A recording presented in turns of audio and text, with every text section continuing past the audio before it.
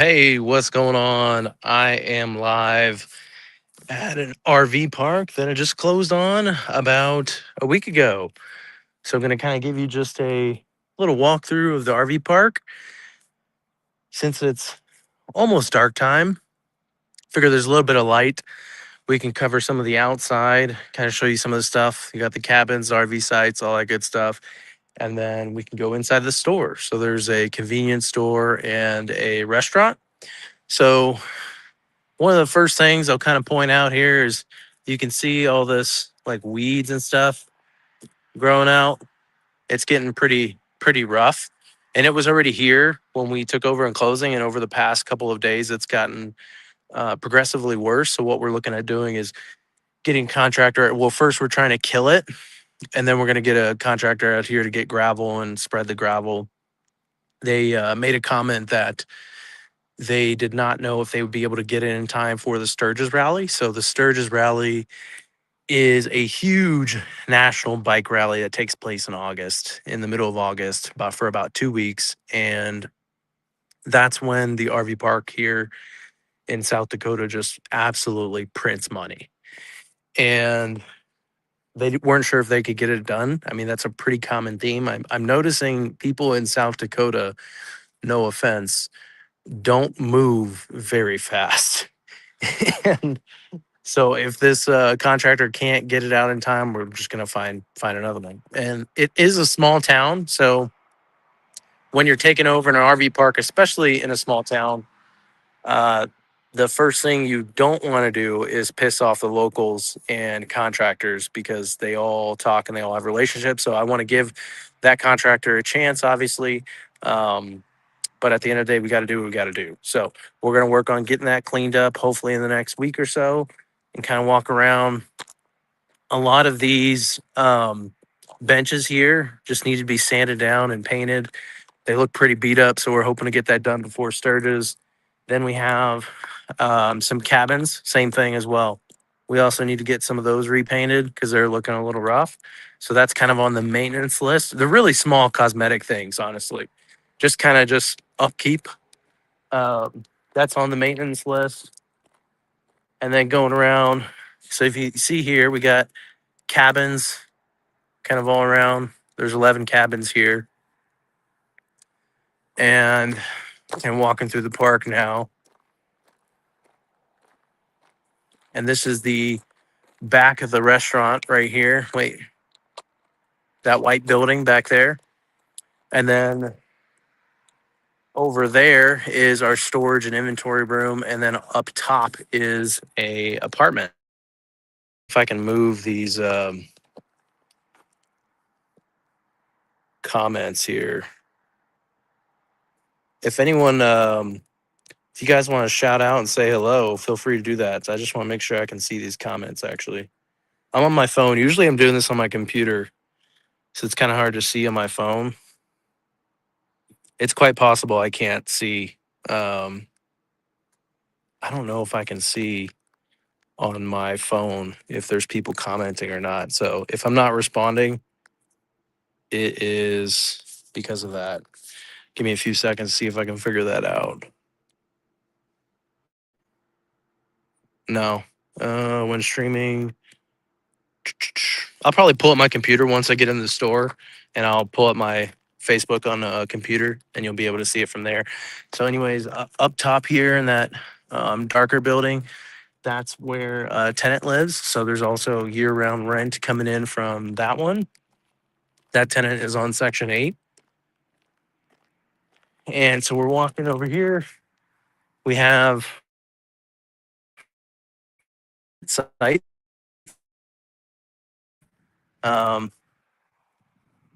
Show you right here. So you can see that 10 sites are not very well labeled. So we could do some improvements with the labeling of that.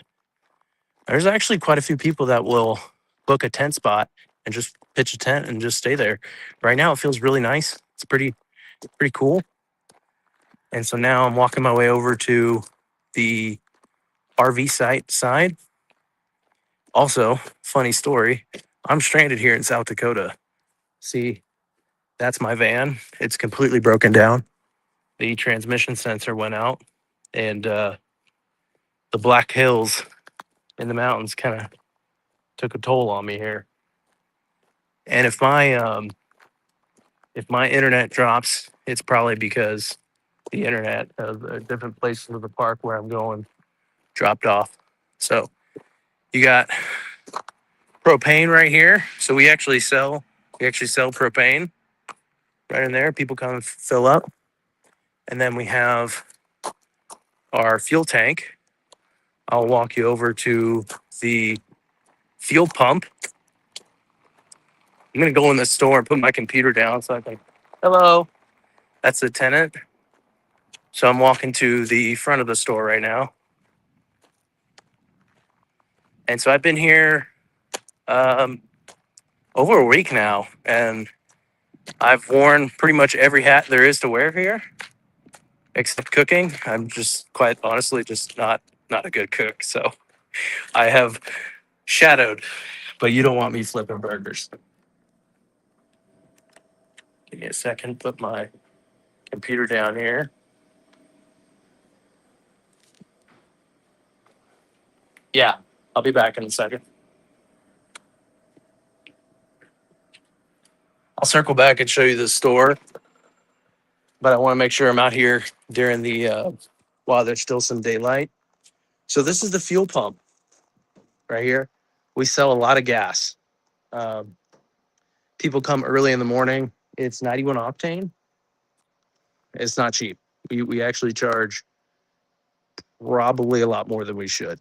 And so I thought about replacing this, and it costs about $50,000 to replace this. You notice this is like a really old school pump, right? You just flip that, turn it on. If you think about it from a psychological perspective, I think part of the problem we'll have is if you look, you see it says total sales gallons. It doesn't say the price per gallon. So people don't really think about how much they're spending on gas. They're just filling up and they see the total and they're like, they walk in, they pay for a card or cash, and it's not a problem, right? But I think if we did the math for them and put that on there more, I think we may or may not have a problem. But that does really, really well here. And so this is the front of the store. You can see we're located at a pretty good area right in the center of the Black Hills. Like a lot of people will come out, take their side-by-sides, and they'll do a bunch of trails. I actually did one last night. It was a lot of fun. I'll walk you over. We do some side-by-side rentals too. So if you look here, we have, where is it? Right there, a lit up sign. Really not the greatest signage. We actually implemented, because we have a restaurant, we implemented doing free coffee. So we're going to start doing free coffee, and we're going to take this Twisted Tea sign right here. We're going to lift these stakes up, and we're probably going to take that sign and move it probably somewhere way over there to try to flag people coming from the road, from the highway, and let them know that we have free coffee here so they can pull in and start to drive more traffic to the store. And we have this lit up sign here. I think it's, it's nice in terms of just having something visible off the road. And it's pretty clear. I haven't changed any of the words since closing, but it looks really big. But honestly, when you're driving, kind of like that car right there, that truck right there, you really can't read anything when you're just driving right past it. It's kind of a pointless sign, to be honest. If anything, there's just too many words on the sign, and we just need to clean it up. Free coffee or gas, just something of that. Because a lot of people don't even know that we have a gas station. Because if you look, you're driving from the road. Here, I'll walk out to the road. There's no one on it right now. So I'm literally in the middle of the highway in South Dakota. In the middle of the highway. So if you look, here's our storefront. You can't tell that there's a gas station here. and it's not on the map. I just submitted. We had a name created for the gas station. I just submitted that to Google. It'll probably take a couple of days to get indexed and all that, but we want to put us on the map as an actual gas station because the um, guy that does the gravel and the some of our other stuff, he told me that someone broke down because they ran out of gas close by his house, and he sent him over here. And the person was like, "What are you talking about? There's no gas station on the map." And I was like, "Okay, we got to fix that." So we're in the process of putting that on the map, so it's an actual gas station, so people know that you can fuel up and pump. I honestly, we get a lot of people coming here through gas, a lot of bikers that are just traveling by. I don't even know how they see it, to be honest, because it is not very visible from the road. And so we need to improve that with signage all throughout the park. See, you got some kids behind me, pretty cool, riding their bikes. Um, if you're wondering why I look like shit, there's two reasons. One is because there is a lot of, I don't know, pollen or something in the area. Like every day, my eyes are like, feel like they're bleeding. And two, working some long hours. This is not passive. Owning an RV park is not passive. This is a real business. This is not passive income. Even though I don't think being a landlord is very passive either, unless you're truly just hands off and hire property management. But this is an actual business, and this is more up my alley than just traditional real estate. I mean, I enjoy doing all this stuff. I enjoy being up till 12, 1, 2 a.m., getting things transitioned and switched over. So I can see pretty easily why people will caution others from getting into RV parks that have never done anything, never ran a business, never done anything. To me, I'm getting here and doing this stuff like it's just another day at the office. But I've seen some other people, and I see how difficult it is for them to pick it up. And I guess you just don't, everyone's got their profession, right? Whatever your profession is, whatever you've been doing for 10, 15 years, it just becomes second nature and you just don't even think about it. It's kind of one of those things where if we're doing an integration of a new POS system, point of sale system, and changing that over from uh, Clover over to Stripe with our new property management software. I mean, I've done those integrations probably, I don't know, 25 times. Like it's really not, it is always painful no matter what you do, but it is, oh, I finally see the comments. Okay. So the comments were always showing up. You guys just never commented. Okay. That's cool. Just kidding. So I am seeing the comments now. But doing these like changeover stuff, like I've done that a lot of that stuff in my career, and it's not easy by any means. It's definitely a lot of work. And once I get in there, I'll kind of show you. We have, well, I'll talk about that the POS in a little bit. So I'm not sure. It might be a little loud, but I'm gonna take they call it little Kimmy here, and I'll show you the back here so you can kind of see this is where we will put people during sturges, like coming out when our tables are overflow. They'll be out here just kind of drinking all night long. Yeah, no problem, man.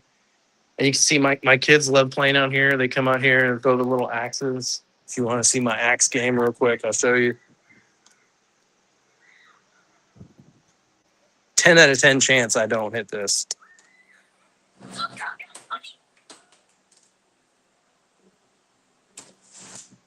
I was right.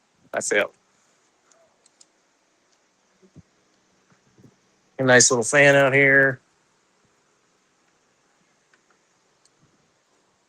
Um, we're gonna take some of those tables out there, and we're gonna post them up even more for additional seating whenever that peak volume comes in. But let me take this little Kimmy here. I'm gonna be silent because there's a person here for a second. I'll take this around the park.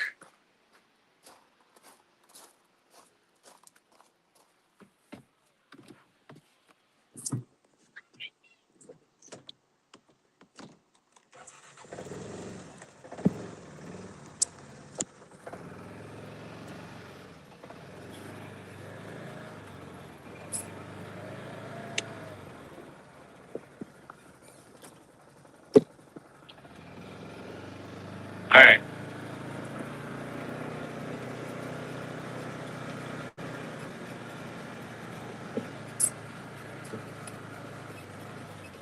So you can see the show the light on. See, those are the side by sides that we ran out. I took one of those. Went off roading yesterday. It was actually a lot of fun.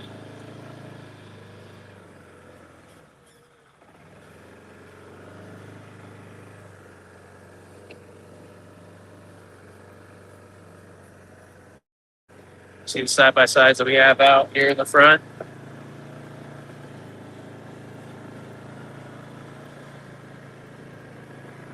If I lose service, it's because I'm driving to.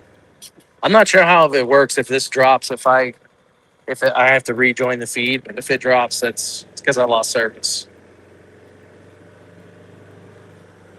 So you see, we got a nice little wagon here.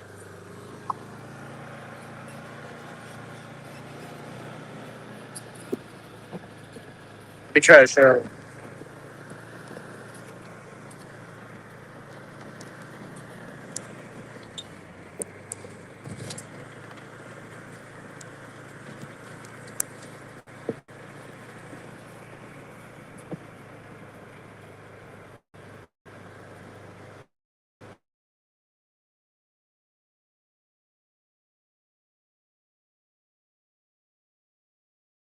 You can see the sites planed up, and some of these need to be leveled out more because they're not quite level.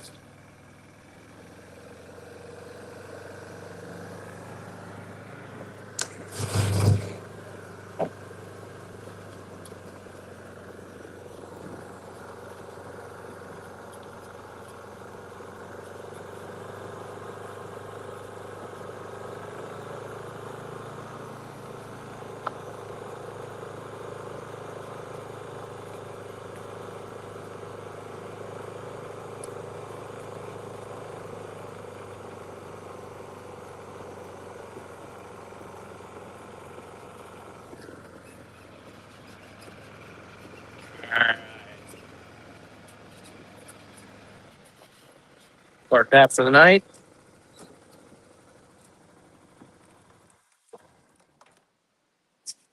Oh, I didn't want to stop at each site because there was, people at the park, obviously. What's up, man? How much? All right. So we're in the process of getting this room cleaned up and reorganizing this. So it's a little chaotic right now. But this is a lot of the beer that we have for the upcoming Sturgis Rally.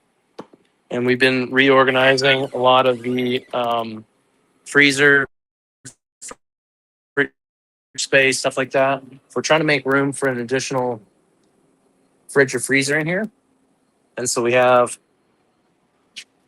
a commercial washer and dryer that we're using to clean. Then we got most of the linen, or most of the stuff's out, but a lot of the bedding and stuff for everything. And a lot of the restaurant cold storage stuff there.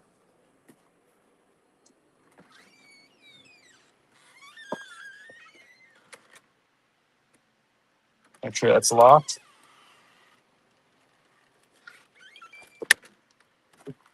Let's go check out the laundry. So this is the just simple washer and dryer. You can see $3 a load. So we make, some decent change from laundry. We have a couple of sites back here. So we have a couple 30 and 50 amps that we can hook up back here for like staff. If we have some staff that have, it's more back here where they would be at on this side. If they bring a camper or something, which we're looking at getting one, just to have for people that are, doing these kind of transitional internship experiences. We'll park them right there or on the far right side of the park. So we're looking at doing a lot of these rotating internships for people in sub 2. should come out and get hands-on experience at an RV park, learn the ins and outs. And so far we have a lot of people interested in joining, which I'm really excited for because it's really a win-win for everyone involved, to be honest. The win for me is I'm going to put your ass to work and you're going to be slave labor. Just kidding, but not really. And the win for you, it solves our labor needs, right? And the win for you is getting real hands-on experience. We're going to be doing daily masterminds, doing recaps, just like kind of like what we're doing here. But well, I won't get into the really good juicy stuff. Save that for um, people plugged into what we're doing, investors and stuff like that. But kind of walking through everything we're doing at the park from a P&L and management perspective, day-to-day operations, why we're doing some of the things that we're doing. But for some, and we're making just little tiny incremental improvements every day.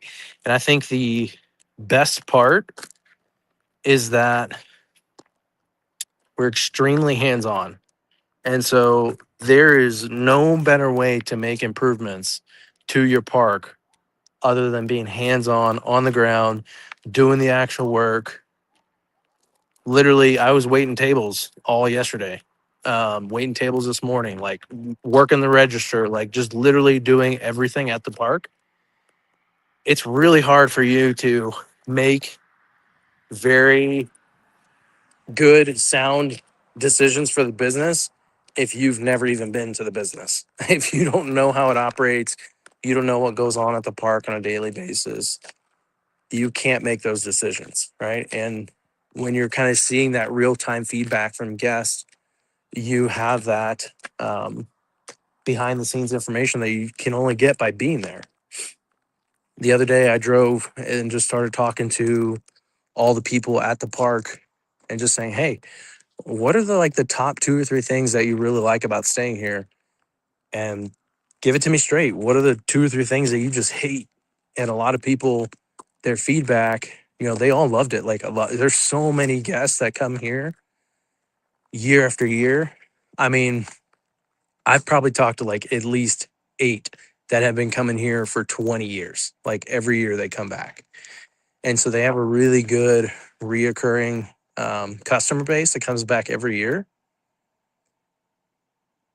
And the biggest complaint that I heard was the internet, the park internet. So there's Starlink here, but it's on a residential max account. And it's just, I don't think it's just enough power. So I already upgraded the internet. We got a second account because we also need internet here in the store. We're adding a lot more technology than what they had. We got a lot more devices being powered on. We're looking at taking orders in the restaurant with iPads so we can kind of streamline that ordering process. Right now, we're having to double entry our orders for the most part into the Clover POS system. And then what happens is when they first take an order at the restaurant, they're writing it down on a check order and then they go and put it in the Clover system to check the guest out, which is just duplicate. I mean, it's just like, for me, it's like nails against the chalkboard, just duplicate effort. I really think we can actually use Clover and make the adjustments that we need to make to actually make that integrated into Clover so you don't have to manually write it. But we already knew we were going to be making changes to the POS. So I'm not going to go and try to solve that problem when it's like a 2 to 3 week problem. I'm not going to go and spend 10 hours fixing something that it doesn't make sense if we're just Xing it anyways. So in our new POS system, that'll all be solved. And so we're working on setting up all the integrations for that. And I'll just kind of walk in the store. Thanks, Eric. I appreciate it. Just saw your comment. All right. So I'm walking in the store. Sorry, my allergies are really getting to me. And so you walk in the store, we have a lot of clothing. There's too much clothing, but a lot of it is like winter stuff. And we haven't really changed anything in terms of the layout and appearance. But at the convenience store, it's got everything you need. Everything you need as far as what you would need for camping and being out in an RV, all that kind of stuff. And then you have all the supplies, all the stuff over here. And then you got, the essentials, the beer, all that good stuff. And then we have some of these lights off right now, but you can see the drinks. These are really, really good best selling lemonades. We buy them for $2 each, sell them for 5. These are freaking amazing. It looks better when the lights on. Amazing. We got a new huge shipment coming in on Monday, which is tomorrow. So we can fill that bad boy up and be ready for the Sturgis volume. And so here's the front checkout register. We're in the middle of transitioning things. I know this is a little ghetto, but right now we're operating off of a computer. We're waiting for the permanent computer. Things like the shipping moves very, very slow here in South Dakota. So what normally takes you 1 day to get to your house takes 5 days to get here. So we have a couple computers ordered so we can have more of a traditional like touchscreen ordering and checkout system. And we didn't have a hand scanner before on the Clover system. This is really nice, but it only works. You guys are about to watch me sell some gas. They have no idea they're about to be live on Facebook and YouTube. Hold on 1 second. Oh, no. I guess they're turning around. Wondering why they're turning around. We technically closed at 5 p.m. today, but while we're here, we just leave it open.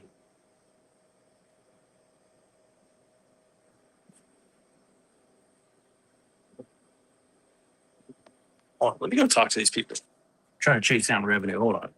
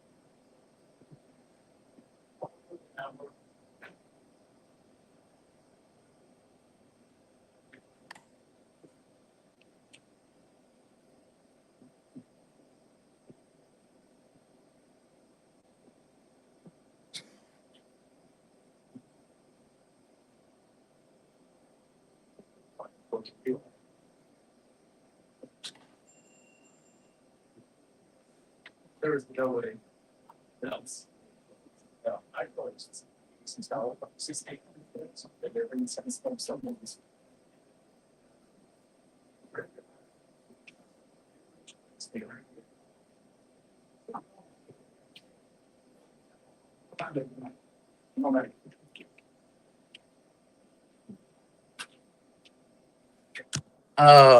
Couldn't close that one. They were complaining about how expensive the gas might be. They asked me how much the gas was, and I was like, I don't know.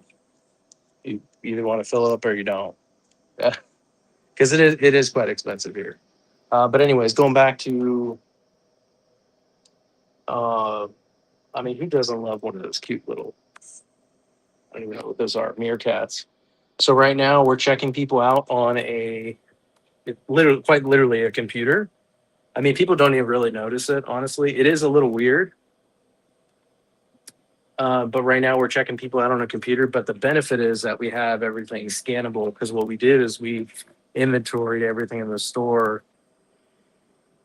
Man, it was like till 2:30 a.m. Like for, I mean, it was a good 6+ hours, and then some the following day. And the only way you can get to that scanning capability is if you literally inventory it all by scanning. Everything has like a barcode, right? Scanning that barcode into your POS. That way, when you check out with a scanner, it then shows up and recognizes that barcode. That's the only way you can get that done. So you have to like re-inventory everything by hand. And so we had to do that to transition to a new POS. So keep that in mind. If you're going to transition to a new POS, that's going to take a long time. Also, you're not going to be able to transition on that in the middle of the day. You're going to have to do it like overnight. Because what happens is if you're scanning, if you're going off of, let's say, Clover, your old POS, and then you want to like midday switch or let's say you're in the middle of transitioning and you inventoried maybe half the store right on your new system and half the store on the old system. It's not going to work out that way because you're going to have people coming in all day long grabbing random stuff. You can't control what side of the store they're grabbing stuff out. You can't say, hold on, let me check you out in this system, and then hold on, let me check you out on this system. Like that's just weird. So you have to do kind of a clean break and pick a day and do it overnight because you're going to have lots of issues if you don't have everything inventoried ready to go. Because let's say you want to do a transition of POS. In order for you to keep inventory right, every single transaction that occurs and gets run through on your old POS system, you would then have to do that exact duplicate transaction in the new POS system. And it's just not possible, honestly, to keep that accurate. It's just not. So you really need to do that all in one night. And then I'll show you the restaurant area. So that's the bar. And it's a pretty small restaurant. I guess the lights got turned off. Hey, can you turn the lights back on? Thank you. Turn the main restaurant too. Okay. Is it on this side?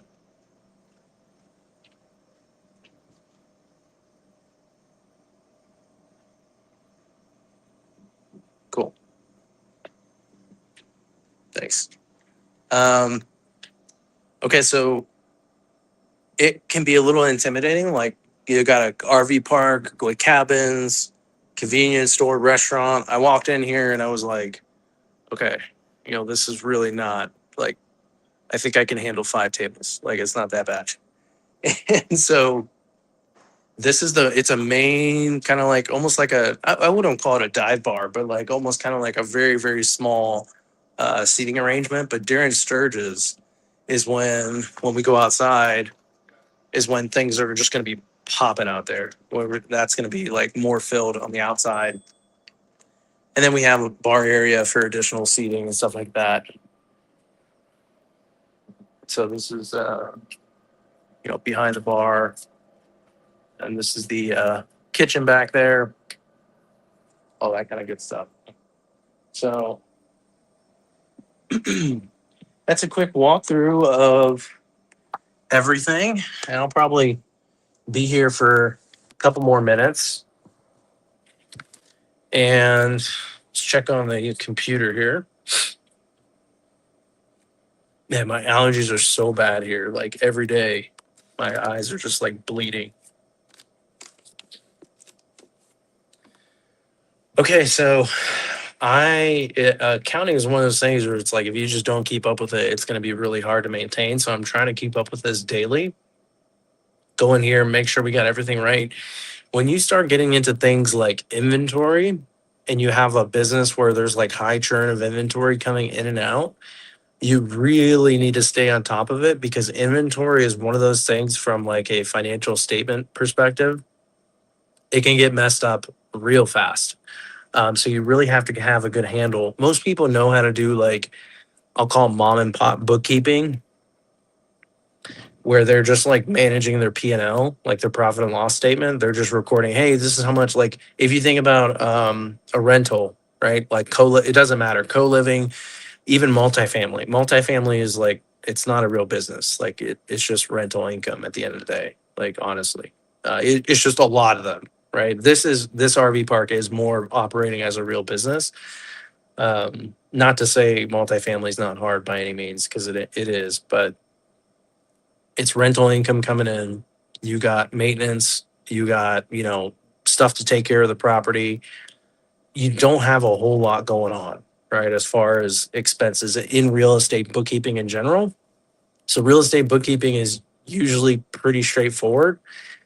Most people don't even know what a balance sheet is. And when you start to get into inventory and accounts receivables and accounts payables and all that kind of stuff, a lot of cash movement. We have a lot of cash movement coming in, a lot of cash coming in at this place. So you have to constantly be on top of that.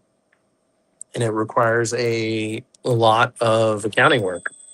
And so I'm going through and just making sure that we're recording everything. So some of the stuff,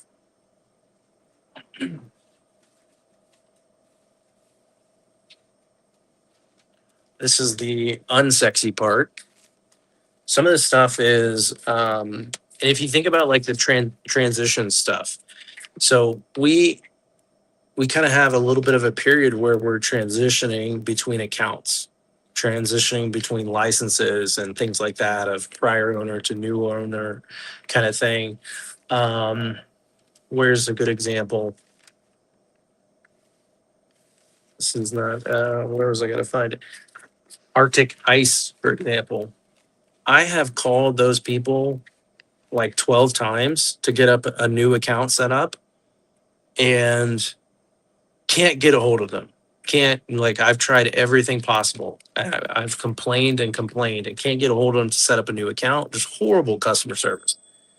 Well, they refused to deliver our ice because we had told them that it was a new owner and we needed a new account. And they said, well, we can't deliver the ice. We were like short on ice. Like we needed that delivery of ice. And I was like, fuck it, just put it on the old account. So the ice is still going on the seller's account right now. So there's a transition period where we got to kind of square things up and send money back and like do all that kind of stuff. And you're gonna have things like that. Like it's not gonna be a perfect clean transition. Like if you think about normal real estate, hey, let me call the utility company, switch things over. Okay, cool, we're good. Old tenant, new tenant, good to go. It doesn't happen like that in business, and that's just one example where like I can't get it. And every time the ice guy stops by, I'm like, hey, dude, I can't get a hold of anybody. Like, what's going on? Um, so that's just one example. You're gonna have transition stuff like that happen, and that's just part of it. But these are all receipts that I have to go through before we, get everything set up electronically. So a lot of these new accounts that are being transitioned, I'm getting, paper delivery receipts that we're gonna have to put into our financials. And right now, most of these are on net terms. Yeah, we can change. I did look at that. We can change ice companies, but the thing is that Arctic Ice. I mean, I hate this honestly, but at the end of the day, business is business. You got to do what you got to do. I'm not in the business of coming in and driving up all of our expenses on day one. Like that's just not a good idea. Um, and I started calling around, and all the local companies were substantially more expensive than Arctic Ice. So what Arctic Ice did is they came around into this region and just basically cut everyone's throat because they have large purchasing, buying power. And they just priced it so deep to where no one can compete with them because of how large they are. And so like for us to switch to different ice providers, like it just doesn't make sense, like to be honest. So that's, I mean, I hate that. Like I prefer working with local companies that actually pick up the phone and answer, but I'm not trying to increase price by 40%. And we sell a lot of ice. So that's why. So it's just one of those things. It's just transitionary. It's not a big deal, but there's going to be things like that that happen. I mean, it's just part of it. So,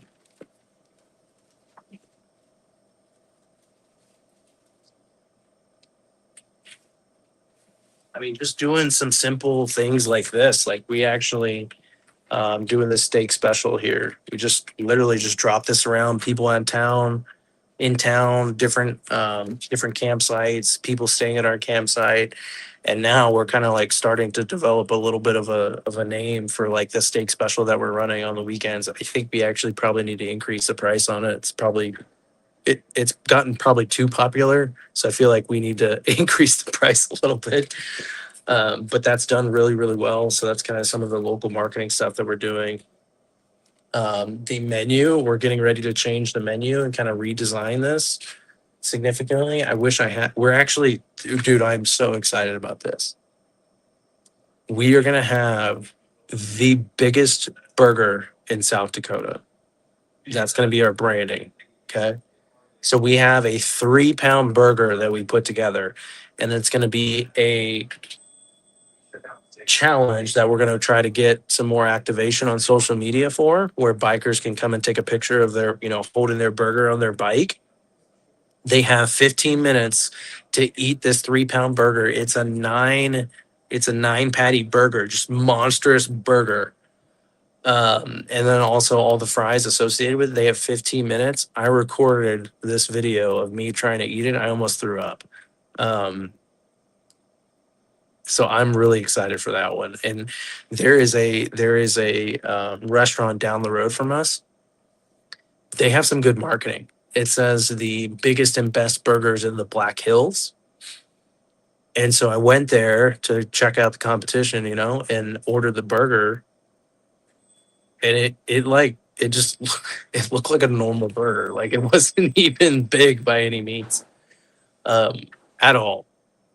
And I was like, it was good, but I was like not impressed from like the side. I was expecting this monstrous burger. So we will have not only the biggest burger in the Black Hills, the biggest burger in all of South Dakota. And so we're going to be promoting that during the Sturgis rally, and I'm hoping to get a lot of activation on Instagram, TikTok, that kind of stuff. Good question. Medical personnel on site. We are going to have them sign a liability waiver as part of that challenge before they start the challenge. So they will have to sign a liability waiver to participate in that challenge. And this is not like some like crazy fascinating idea that I just made up out of the blue. There's a steakhouse in Amarillo. It's called the Big Texan, and it's a 72-ounce steak that you have to eat with the baked potato, the toast, and all the stuff that comes with it. It's like $170 meal.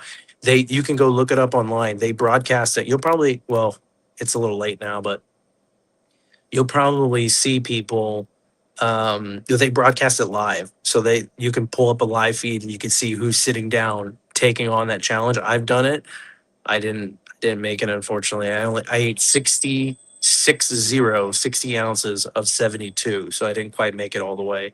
And then I didn't even come close to getting all the sides. So like, and they make you sign a waiver and all this stuff. So like, there's places out there that do that.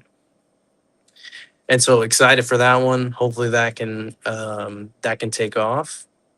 And yeah, we're just looking at making little tiny improvements day by day on the park in general, and some really, really long nights. But I'm excited to bring people into this. So if you are interested, lots of different ways you can participate. If you want to come and help and be more on the labor side, we can come and get you plugged in for. Oh, hold on, I got a question.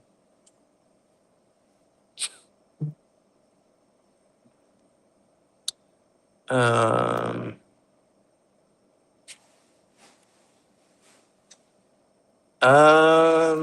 I don't know. I haven't ran into any nurses yet.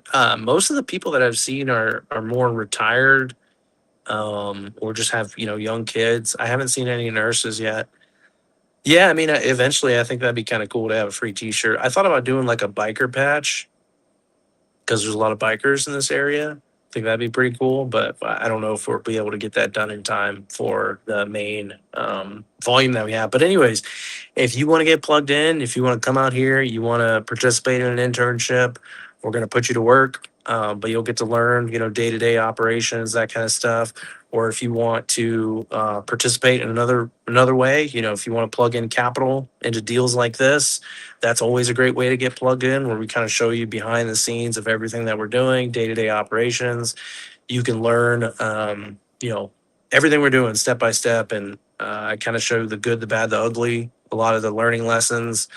um, there's been lots of learning lessons, and there'll continue to be more and more learning lessons, how to deal with staff turnover and transition and all that kind of stuff. All of that stuff you can take action and learn through, and that's the cheat code, is just getting plugged in to people that are already doing it, whether you're bringing capital to the table and plugging into someone's deals to learn, so that way you can start doing it yourself, or you can get your hands dirty and be on the labor side, right, boots on the ground, and kind of plug in that way. So there's lots of different ways, if you want to start getting into RV parks, that you can get plugged in. And so we're offering these types of internships, probably best structured to when I'm around, I think, because it's just something I'm just passionate about, on educating, that kind of stuff. And then I think, so we'll be doing this probably till the end of, or the middle, towards the end of August. And so, for if anyone's interested in coming out, whether that be tomorrow or the beginning of August, middle of August, feel free to hit me up, and would love to get you plugged in. And if you want to, do cool RV park stuff like this, hit me up, and we can chat. So hope you guys learned a little bit today. And I didn't really dive into any of the financials, kind of save that for, some of the more behind the scenes stuff on people plugged into what we're doing. But that's what I'm going to be working on the rest of the night, and be working on financials, going through some of those receipts, doing some inventory, restocking, doing that kind of stuff, and going from there. So I appreciate you. Have a good night. See ya.